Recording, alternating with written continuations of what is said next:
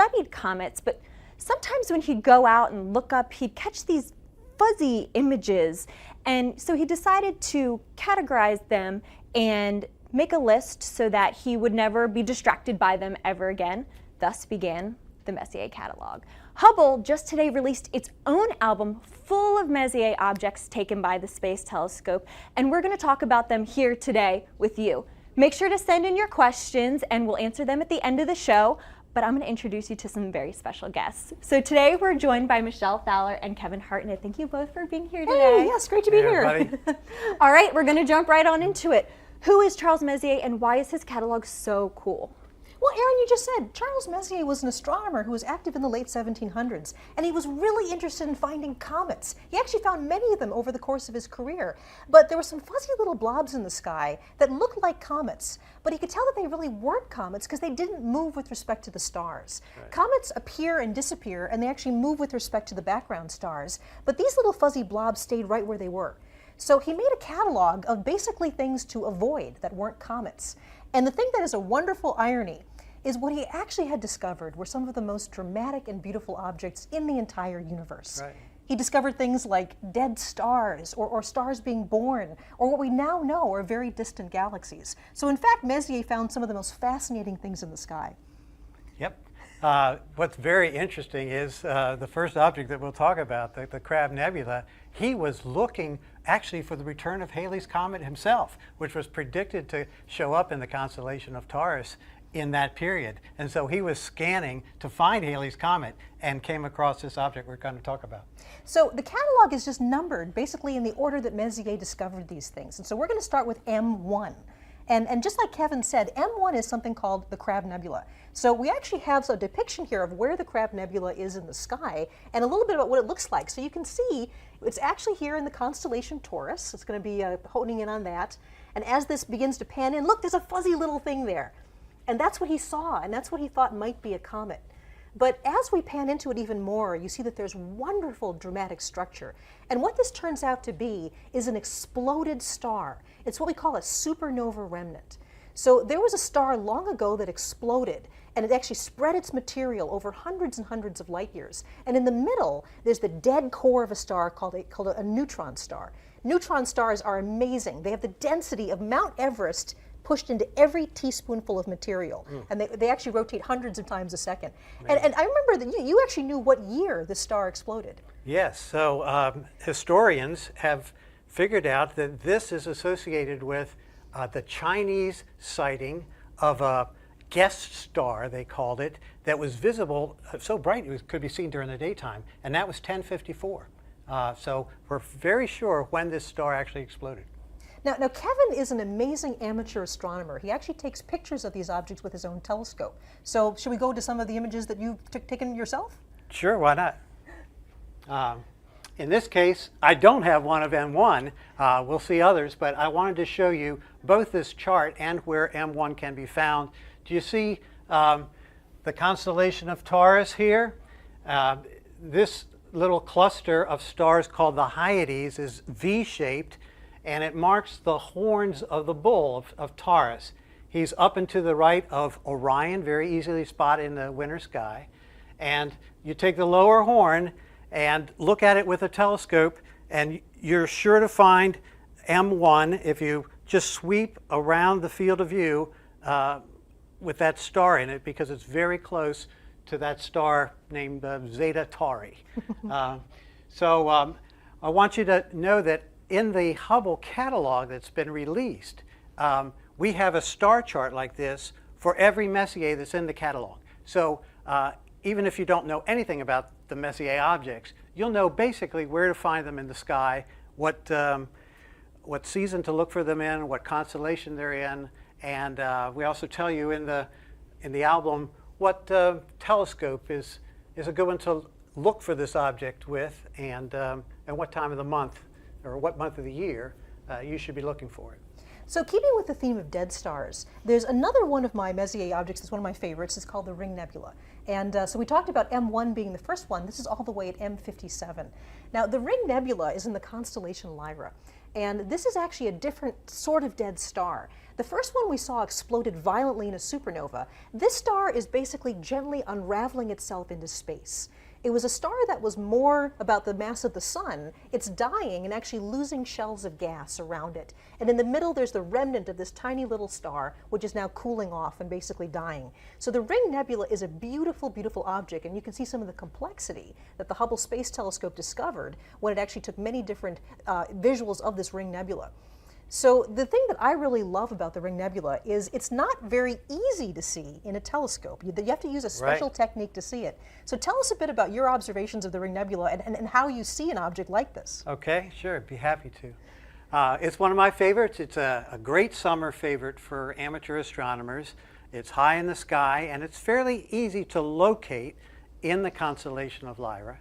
But as Michelle said, it's small and a little bit hard to find. And when you put in an eyepiece that has more magnification, it dims, and it gets a little tricky to see, especially the hole that's in the center.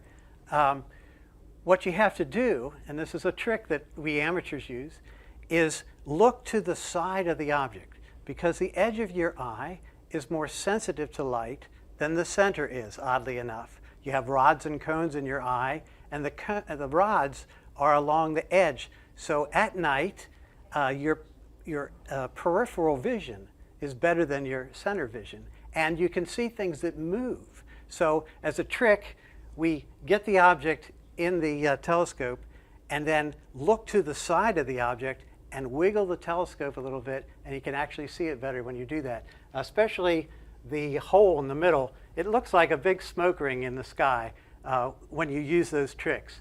Now you won't see the center star because that's pretty faint, and although I took this photo with just general DSLR and a modest telescope, the camera is more sensitive than your eye, and so it can pick up on the star. You'd need probably a 14-inch telescope to see that star.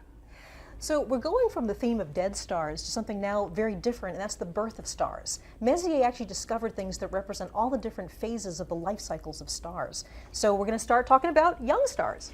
Yeah, and while we walk over to talk about the young stars over here, I wanted to remind everybody to continue to send in your questions. We're getting some really great ones. We're still here at Goddard Space Flight Center talking about Hubble's Messier catalog, and now we're going to be talking about dead stars. So take it away. I'll get out of your way. Well, that's right. These are stars that are being born. The next object we're going to talk about is one of my favorites in the sky. It's like an old friend returning every time the fall sky rolls around, and that's M42.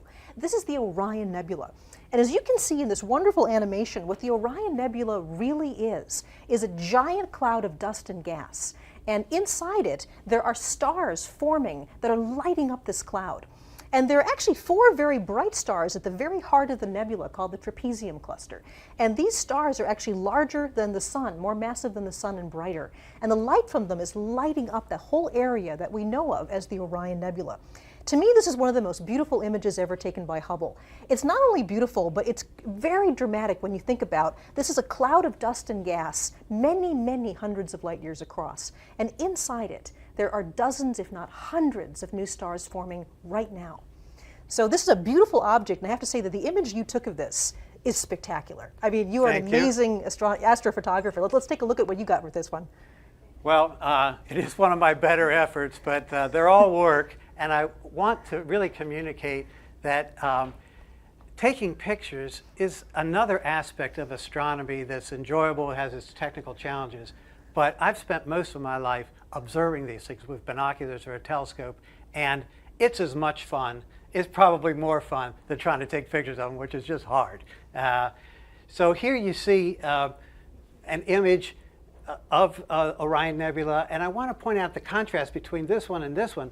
It took Hubble about 500 different pointings, mosaics, stitched together to form this image. Because Hubble zooms in, it has such high magnification, it zooms into a smaller part of the object. This could all fit in the field of view of my telescope. When you're looking at this object just with a telescope and not worried about taking pictures, you want to look for it beneath the 3 stars that form Orion's belt, the sheath for his sword, if you will. right in that area from a dark spot, you can see a faint cloud. And put a telescope on it, and you can see there, right there is an image of where M42 is. Again, this is on our website, so you can find these for all the Messier objects there. But you put a telescope on it, and you can see this trapezium, 4 little stars in a trapezoid shape, and enjoy the dark and light and bands of this nebula. It's truly spectacular. Messier actually found a number of examples of young stars. In the case of the Orion Nebula, the stars are still forming in this cloud of dust and gas. But then there are other stars that are a little farther along that have actually moved out of the clouds they were born in. And in many cases, just the radiation and also the particle winds coming off these bright young stars blows away the cloud. And so the next thing we're going to is an example of a young cluster of stars. Stars that have all formed probably in the last at least tens of millions of years. It doesn't sound very young to us, but for stars that they are. And this is a cluster called the Pleiades. And the Pleiades is a wonderful thing to see in the autumn and winter sky. It always is wonderful for me because I know that wonderful, beautiful autumn sky is rolling around. These images look very different. So here's the image that you took of this young cluster of stars. And in fact, the Hubble image is it's so much resolution and so much focus, it's only a tiny part of your image here. Right. So compare the Hubble image that we have here with what you were able to see with the Pleiades. So it's a very tiny portion. The Pleiades is a naked eye object, and it's somewhat like 3 or 4 times the size of the full moon. So it's very big on the sky. This image taken by Hubble of part of the gas and dust surrounding these stars is right in between this bright star called Meropa and these 2 little stars next to it. So it's a very, very tiny portion of the actual Pleiades. Pleiades is also known as the Seven Sisters. A lot of people mistake it for the Little Dipper because it has this dipper shape. And with your eye, you really only see 6. There's this legend of the missing Pleiad because you don't see 7. But this cluster is also known in Japan as Subaru. And so when you look at the logo on the back of a Subaru, you're looking at this star pattern. Most people don't know that. So it's a very, very beautiful cluster, and best appreciated actually in binoculars or a small telescope where you can see just these diamonds on a black background. So we're talking about families of stars, and the type of cluster that the Pleiades is something called an open cluster. And these are stars that form relatively close to each other in one of these big clouds. But the sun was probably in a cluster like this billions of years ago. But over that time, we've been around the galaxy so many times that just the gravitational interaction between the stars has peeled off all the other members of our star cluster. We don't really know where in the sky our brother and sister stars are.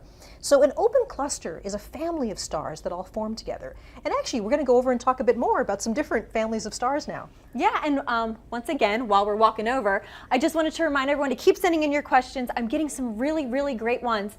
And we're here at Goddard Space Flight Center talking about Hubble's Messier catalog. So continue sending in your questions, and I'll let you guys talk about clusters. Thanks, Aaron. So here's another example of an open cluster. This is M11, which is also called the Wild Duck Cluster. And as I said before, open clusters are stars that formed together relatively recently in the last millions or tens of millions of years and are slowly peeling apart over time. So this is another one that you have a very different image. Hubble is taking sort of a picture here of the heart of this cluster, and then you have a picture of the larger cluster so people can see that. Right. Neither one of them look much like a wild duck, do they? But if you had a small telescope or a pair of binoculars and looked at this object, which is in the summer sky in the Milky Way, you will see a V-shaped grouping of stars. The brighter stars are V-shaped and reminded the early observers of a flight of ducks or geese that are characteristically, flying in a V. When I look at this, and this is one of my favorites too, you notice right away, and so did Messier. He wrote in his catalog about this, that there's a very bright star in the center of the cluster. Hard to make out here because it just gets lost with all the others. But it's very, very noticeable when you look at it for the first time in a telescope. This amazing grouping of stars and this one bright one right in the middle. Now I find this cluster is particularly fun to look at in higher magnification, and I like to use a zoom eyepiece.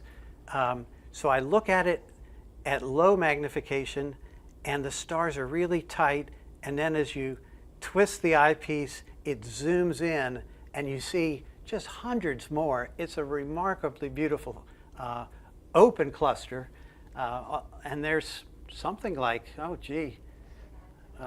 hundreds of stars in the cluster.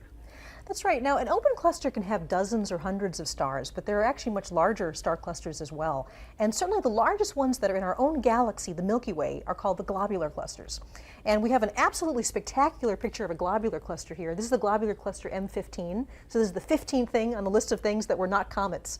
Right. And this is actually a cluster of stars that contains millions of stars. Now, astronomers believe that globular clusters are actually ancient clusters. They probably formed very early on in the lifetime of our galaxy. And if you think about the Milky Way galaxy, we live in a spiral galaxy that's kind of shaped like a frisbee. It's a disk of stars and gas and dust. But the globular clusters actually orbit around the entire galaxy, almost kind of like a swarm of angry bees. They're going all different directions around the Milky Way. And in fact, globular clusters were one of the first ways that we discovered our own place in the Milky Way. It turns out that we're nowhere near the center of the Milky Way. We live out in the suburbs, about 3/4 of the way out into the disk from the center. So that's a long way from the middle of the galaxy. And all of these globular clusters orbit around the center of mass of our galaxy. So astronomers a long time ago realized that most of the globular clusters were in one half of the sky, and there were fewer on the other half of the sky. And that's because we were looking from a vantage point of being very far out from the center of the galaxy. So whenever I see globular clusters, I'm really aware of the place, the role that they had in actually giving us a map as to where we are in the galaxy. And it's really a good thing that we're not on a planet inside a globular cluster, because we wouldn't see much of the sky at all, right? Also, it would be like daytime all the time. You just look at all of those stars packed into that little area. Yes, so it's very good for observing that we are where we are. So you've got another great image here. Yeah, so this image is fun because I took it 2 nights ago, right? And I took it with a very small telescope. But it's in the constellation of Pegasus, the flying horse, which if you go out into night sky, will appear as a square. They call it the square of Pegasus, very prominent square in the sky. And I like to consider it like a baseball diamond because it's oriented that way. And this object is located off first base. So you go up to first base and there's an L-shaped string of stars. It's right at the tip of the L. Very easy to find. Right there. There you go. Yep. So we've been talking about families of stars, the star clusters, and in fact the largest families of stars in the universe are the galaxies. And these are families of stars that include hundreds of billions of stars. So let's talk a bit about some of the galaxies that we're looking at. Yeah, and actually while we walk over to the biggest screen in the room, we'll talk about the biggest objects, right? So I just wanted to remind everybody once again that we're here at Goddard. We're talking about Hubble's Messier objects. And please continue to send in your questions. We've got a ton of good ones, and I'll let you talk about galaxies now. Sounds good, yes. Right, so we're going to end with looking at some of these beautiful spiral galaxies. And the first one we're looking at is something called the Whirlpool Galaxy, which is known as M51. And the Whirlpool Galaxy is a spiral galaxy about half the size of our own Milky Way, and is actually at a distance of about 23 million light years away. So you can see here in this beautiful Hubble image the detail on the spiral arms of this galaxy. The dark areas are actually lanes of gas and dust where new stars are forming inside that right now. And in fact, whenever you see red areas along the spiral arm, that's active star formation. That's where young stars are still embedded in the dust, and they're actually lighting up the dust and making it glow red. It is an absolutely beautiful spiral. So the thing that's amazing about this is it actually looks quite different through a telescope. And some people might be disappointed, but I still think it's a wonderful thing to look at. So tell us a bit about what it's like to observe a beautiful galaxy like this. Okay. I'll tell you, it's fun to glimpse these things, even if you're not seeing them particularly clearly in the night sky. There's a connection you feel with the universe by looking at the light of these things with your own eye. So just like Messier would have seen this, it was a smudge. But now you know what it really is. And that's electrifying. If you're at night searching for these things with your telescope and finding it and realizing what you're seeing, There's nothing really quite like it. So Messier would not have seen the spiral arms because you need a large telescope to do that. And his telescopes were not very good. They weren't even made of glass. The ones that we use now with mirrors, the mirrors were made out of metal back then. And we've looked at these globular clusters. In M15, Messier noted he didn't see one star in that globular cluster that we now know has millions of stars. So his view was very, very different. But this is an image I took. It took about 4 hours to lay up that image. In a second, I'll show you what one little frame looked like. But this object was not seen by Messier at the time. It's a neighboring galaxy.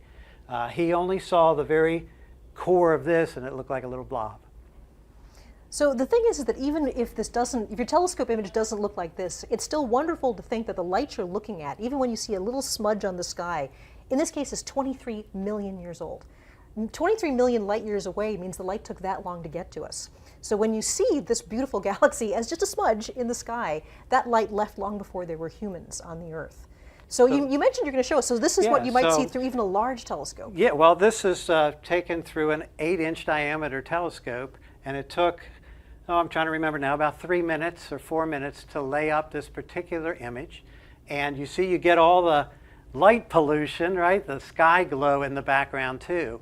And the trick that amateurs use is to stack all these up, line them all up. And so I took, 4 hours of 3-minute exposures, and you can get software free off the web now to align them all and stack them up, and then you learn some about processing.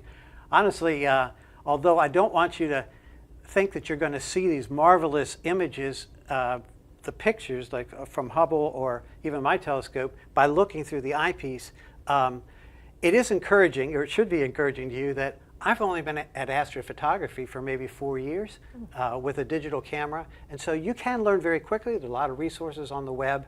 But start with the Hubble site. You can find out where the Messiers are in the sky and what instrument to use to look at them. And once you get more familiar with the sky, like I've done over many years, then dabble in astrophotography. So we're going to wrap up our catalog of the Messier objects with one of the most beautiful things in the sky called the Andromeda Galaxy, and this is M31. And I have to say, Kevin, this is your image. This is absolutely spectacular. The Andromeda Galaxy is a galaxy very much like the Milky Way. It's at a distance of a little bit more than 2 million light years away. And the thing that's amazing about the Andromeda Galaxy is that edge to edge, this is as large on the sky as 3 full moons. Think about lining 3 full moons up across that galaxy. So at night when this thing is up, there's this giant galaxy actually covering a fairly large part of our sky. But the reason you don't see it is it's very faint. And in fact, Messier could only see the very, very central part of the galaxy. But there's other objects in here as well that Messier saw in this gorgeous image you took. So tell us about that. Well, would that we all had eyes to see this thing in the sky, hanging there in the autumn sky, as big as 6 full moons across, right? It's just an amazingly big object, but it's faint because it's a long way away. So when you look at this in a telescope or with binoculars, in fact, you can see this object with the naked eye from a dark place. You're really only seeing the very bright core. But that's what you'll see in a scope or binoculars. Very fun to see. I remember dragging my whole family out when I was maybe 15, and it was in the winter. And I said, now that I found it, you have to see it. So it was like 20 degrees outside. Drag all my sisters out to see this thing because it's a classic. It's very spectacular. This object, Messier also found, probably within the same night that he looked at M31. This is called M32. Again, very easy to see because it's so close to M31. And it looks like a slightly out of focus star. A little harder to see is this one down here, a companion galaxy, now known as M110. And you have to use that little trick I mentioned earlier, looking to the side of M110 to see it more clearly. I like to take people out and show them Andromeda through the telescope because it's very easy to see this, a little harder to see this, and they have to really work to see M110. But so it's a great learning experience. So going to the Hubble image of Andromeda, this is something that's kind of mind-blowing. Hubble is so powerful, it can actually see the individual stars in this galaxy 2 million light years away. Now, this galaxy contains hundreds of billions of stars. And when you look at this image, there's kind of a graininess to the image, and that's real. These are all individual stars that Hubble can pick out. Now, the amazing thing is it took Hubble over 400 different pointings to stitch together this giant mosaic of Andromeda. And in fact, Hubble only had the time to image about 1/3 of the galaxy. So think about that. More than 400 Hubble images all put together in a mosaic to cover just about 1/3 of the Andromeda galaxy. So it's an amazing thing to see and an incredible Messier object. So hopefully in talking about these wonderful objects you can see in the sky, things like dead stars, stars being born, galaxies, star clusters, you might want to go out and actually look at them yourself. And this is where Kevin is the expert. He's going to talk to you a bit about what you can do to actually go out and make your own Messier catalog. So you've brought some telescopes here. Let's go over here and take a look at this. So I should probably start here. Because from a dark sky, you can see most of the Messier objects with a good pair of binoculars. From the Washington, D.C. area, maybe a quarter of them. But if you're out in a dark spot, you can see many of these. So get yourself a star chart like this and find them, or use the star charts that are on the Hubble site, and you'll know where to look.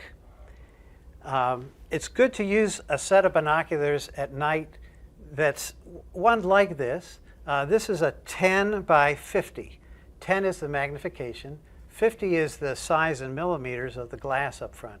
Most of us have 7 by 35s at home, and they're great for terrestrial viewing, looking at things in the yard or whatever. But you want a little more power, and you want to gather more light because the stars are faint. So you want this lens to be as big as you can hold steady. That's the other caveat, right? So if you get too heavy a binocular, you can't hold it steady and you won't get a very good view. So just two other representative scopes. You might be fascinated to know that the beautiful picture of Andromeda that I took and the one of the Pleiades was taken with a scope almost exactly this size. It wasn't this particular one, but I had it mounted on the back of a larger scope and a more expensive mount that was tracking the stars, because again, had to lay up these time exposures. But you can enjoy the Pleiades and the Orion Nebula and M31 all as beautiful objects in a scope this size.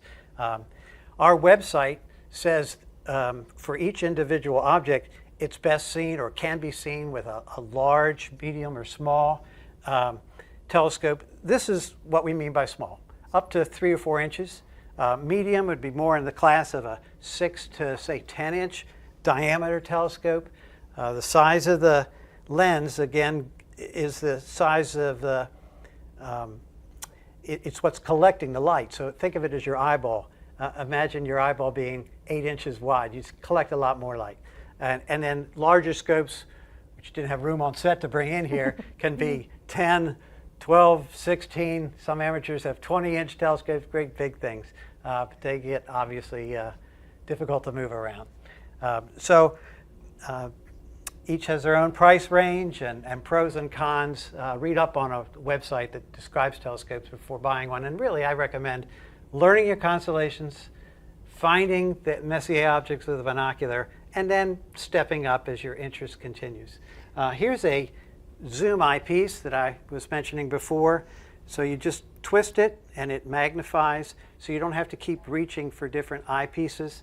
If you do want to do that, there's many different types, and it just makes it easier. I find it easier to just zoom in.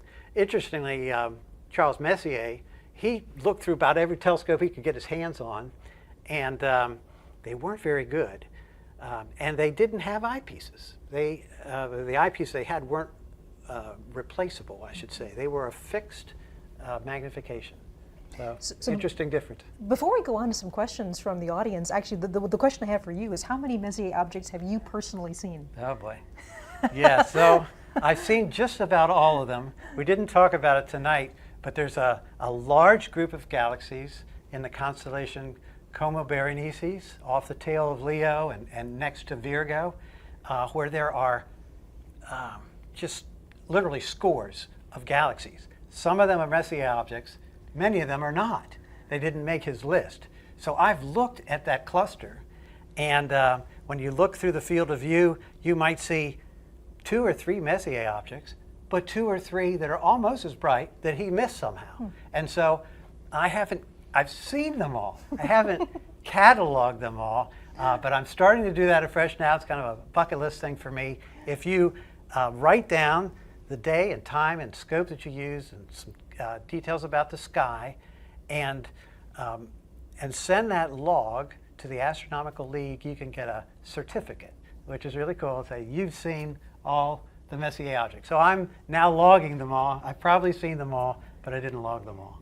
Well, excellent. So, I think before we go, we have some time for questions. Yeah, we do, and it seems like we have a couple Messier collection hopefuls in here. We have one question asking, what is the best kind of telescope for a beginner? While we're over here, we might as well start with the telescope questions, yeah? Yeah, so the best answer I've heard to that question is one that you will use, okay? So it can't be too heavy, it can't be too complicated, it can't be too expensive, right, if you're just a beginner, because you want to get your feet wet, right? And realize, hey, I really can find things and enjoy them, and then move up from there. So I find ones that have this style of mount helpful. It's called azimuth and elevation, and so it's very intuitive to just swing it around and bring it up and look for your object in one of these types of telescopes. So I think this is a good choice, not maybe this big, but an azimuth elevation kind of mount on the telescope. And then similar, we got a different question from someone else asking what are the best kind of binoculars for backyard astronomy? Yeah, well, again, I would say shoot for something that's like a 10 by 50, like these, and not too heavy. If you get much heavier than this, they sell stands that you can put them on, but you'll want something to steady them. So I think a 10 by 50 is a pretty good size for most places. That's always my problem. Is I love using binoculars, but it's hard to keep them steady in your hands. So people have techniques like resting your knees on your elbows on your knees and steadying that way, or actually going up against a wall. That's one of the harder things, is learning to steady the image. Right. Speaking of images, maybe we'll come out here so we can see some more of these images in the background while we take a few more questions. Watch your step. Kelly wants to know, what causes new stars to move away from the cloud that they were born in? Well, there's a lot of reasons for this. I mean, there's actually intrinsic movement of the stars, that when stars form, they actually pick up angular momentum. They begin to spin, and the clusters of stars spin in different ways too. And over time, this can actually spin some of the stars out of the cluster entirely. But the other thing to remember is that star clusters never live just by themselves. We go around the galaxy. Right now, we're actually flying around the center of the Milky Way galaxy at about 500,000 miles an hour. Good thing we don't actually feel that. Right. And as the sun moves around the galaxy, it has very gentle gravitational encounters with other stars. Over billions of years, over many passes around the galaxy, this actually spreads the cluster out. And so we've actually left probably some of our sister stars way on the other side of the galaxy. The star formed right near us, but now it's 100,000 light years away. And that's just the regular gravitational attraction of the different stars as we move through the galaxy. Great. It seems like these clusters kind of resonated with people. Someone else wanted to know, how far away are stars in a cluster? Oh, now that's a very interesting question. I don't have an exact number for some of the clusters that we've been showing you, but as Kevin mentioned, if you were in a globular cluster, if you were actually in a planet around a star, in the heart of a globular cluster, the night sky would be brilliantly bright. So the closest star to us is about 4 light years away. And in the heart of a globular cluster, it'd be a lot closer than that. I don't have an exact number, but I do know the night sky would look a lot different. 4 light years is actually a long way, right? And so if I've read that if you considered the volume of sphere that's 4 light years in radius, in some of these globular clusters, there can be as many as 10,000 stars within that sphere. And so imagine being on a planet around one of those. It would be just dazzling. Yeah. And then another question, this one looks like it's specifically for Kevin. How do you deal with light pollution?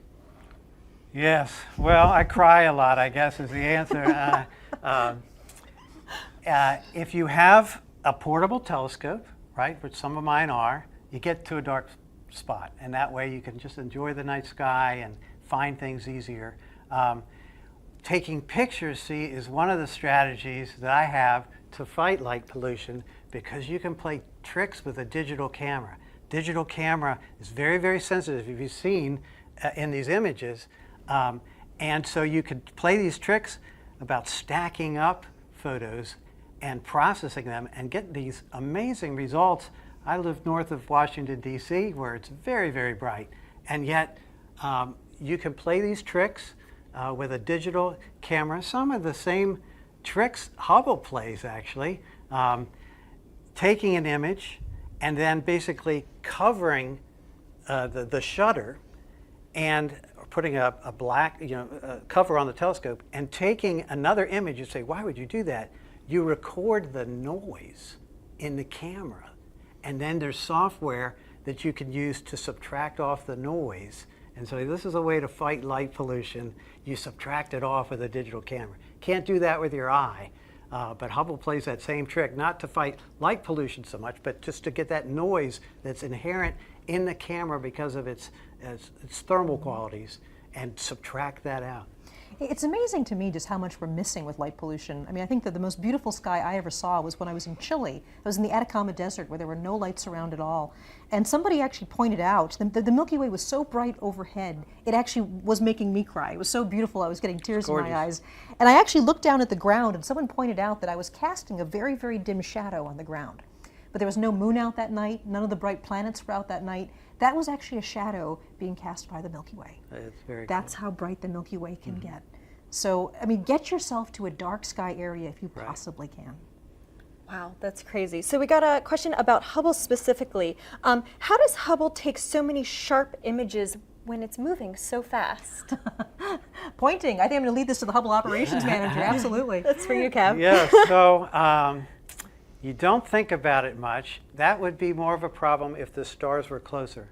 But they're so far away that the light that's coming anywhere near Earth is coming in parallel beams. And so, yes, Hubble's moving around the Earth, but it's still seeing these parallel beams that come from these different distant stars.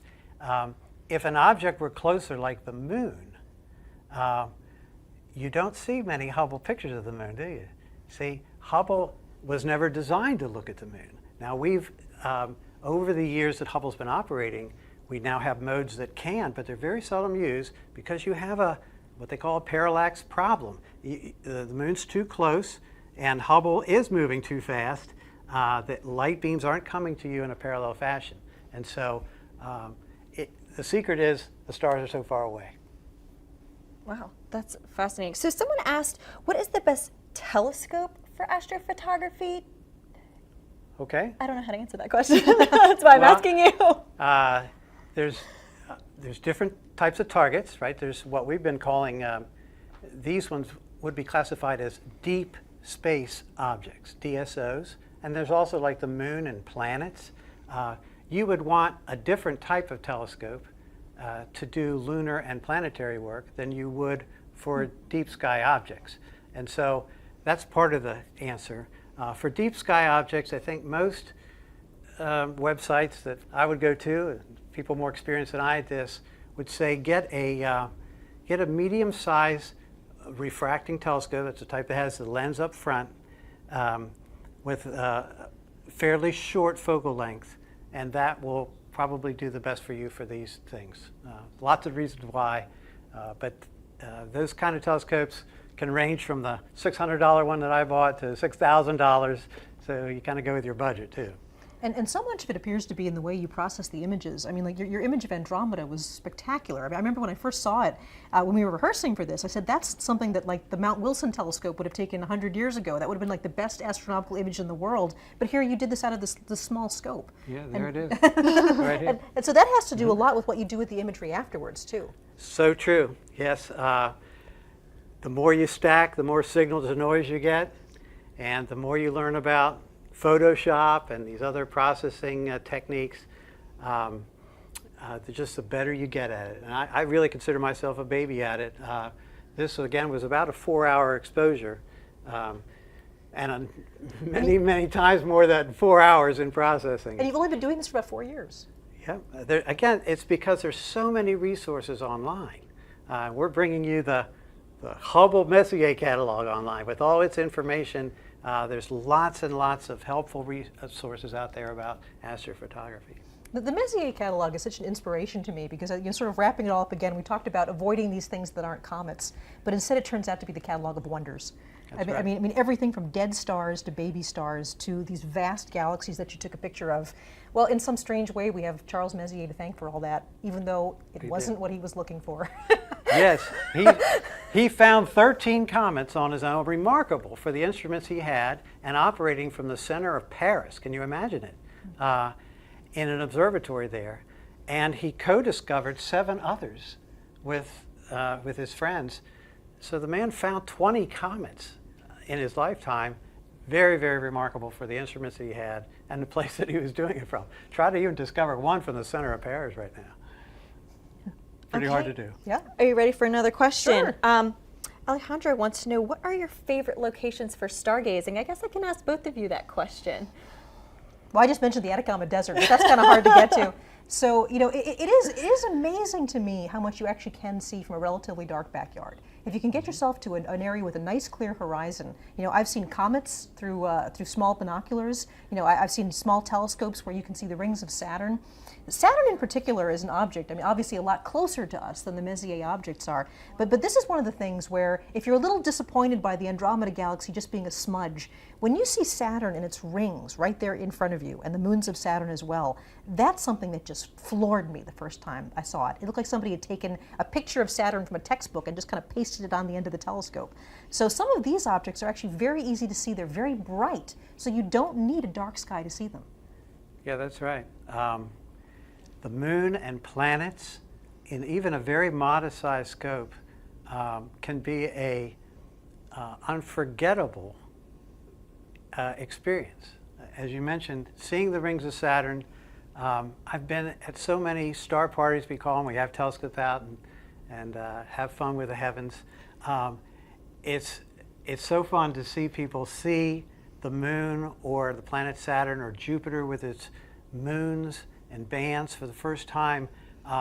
They never forget it. I never forgot it. That's really what got me into astronomy many, many years ago, seeing Saturn. There's a connection with the universe that you feel, and it's really unforgettable. But where would I go? Around here, I have a brother-in-law that lives down in Virginia in the mountains, and so that's a good spot to go. And the Eastern Shore is a pretty good dark spot with nice horizon, so you can see things from horizon to horizon. But if I were going to pay money and go someplace, it would probably be Chile or someplace like that, or Hawaii, to be on the top of a mountain where all the other great telescopes are, and observe from there. And one thing I have to say is take advantage of your local amateur astronomy societies, because pretty much wherever you are in the United States, there's a local club where if you don't know what sort of telescope you'd like, if you don't know how to use a telescope, if you don't know where the nearest dark sky areas are around you, your local astronomy club will know these things. That's right. And they are an incredible resource. And as a professional astronomer, I would go to these large observatories and people would type the coordinates into computers and I would make my observations. I often feel that the amateur astronomy community are the real astronomers. They're the people that really know the sky like the back of their hand. Right. Amateur astronomy groups will also love to show you their telescopes. And so you can try before you buy if you go to a club. And that's also helpful. Great. It's kind of like asking someone about their job, asking someone about their telescope. They can talk for days and days, right? So unfortunately, we only have time for one more question. We're going to keep answering some of your questions on Facebook as they're coming in later on, but unfortunately we only have so much camera time. So one more question. What is your favorite object you viewed through a telescope? Oh, is that choosing between your children? Yeah. Oh, wow. Okay, so I guess, we just mentioned Saturn. So, I think that probably actually is my favorite. In the southern sky, there's something called the Carina Nebula. And the Carina Nebula is an area where you can see star birth and star death all happening at once. there are young clusters of stars, and then there's a star called Eta Carina, which is actually very close, we think, to blowing itself up in a supernova explosion. This part of the sky has these vast bands of dark dust and bright gas. And I have to say, those are some of the things that I've seen with my own eyes when I was living in the southern hemisphere that just blew me away. I mean, this is probably the closest thing I've seen with my naked eyes looking through a telescope that actually looked like a Hubble image. So Eta Carina would have to be one of my favorites. Yeah, and for me, it is like deciding between your children, I guess. I really love to look visually at M11, that wild duck cluster, because when you first look at it in the scope, you can imagine how Messier didn't see any stars in it. They're very, very close, and yet you zoom in, and it's almost like the fly-throughs that we saw. It turns into something else, and it's in the heart of the Milky Way, where it's surrounded by hundreds and hundreds of stars to begin with. And so it's just, I don't know how to describe it. It's just beautiful. I could look at it for a long time. If we don't know how to describe it, you need to try it yourself. That's right. So get out there and find the Messier catalog yourself and enjoy the absolutely beautiful images that the Hubble Space Telescope has made of these objects. Absolutely. So like they said, if you want more, we've got the catalog up on our website, nasa.gov/Hubble. And if you want to know anything about Hubble at any time, you can follow us on Twitter at NASA Hubble. Thank you both so much for being here. And thank you all for tuning in to us. And we'll see you next time. Hey.